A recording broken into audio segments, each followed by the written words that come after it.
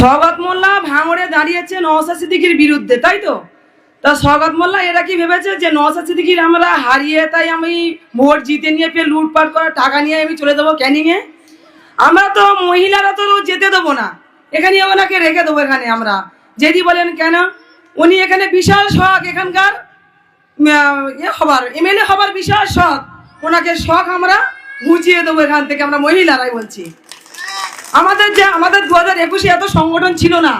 আমরা এখন যা সংগঠন পাচ্ছি আমাদের ভাইদের, মাদের, বাবাদের, আমাদের চাচিদের, যাবার সবার কাছে আমরা যা সংগঠন কমপ্লিট করছি, আমাদের তো মনে হচ্ছে ও এখানে ক্যান্ডিডেট হয়েছে, খুব আমাদের সুন্দর ভালো লাগছে।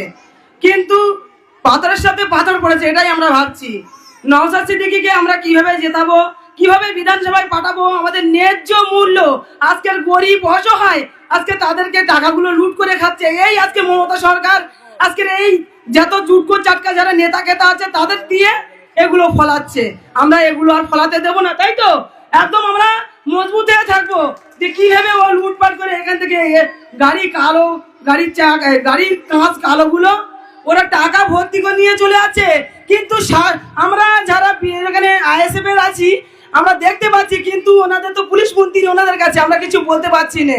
কেন বলতে গেলে আমাদেরকে কেই দেবে, আমাদের তুলবে, সেই জন্য আমরা কিছু বলছি না।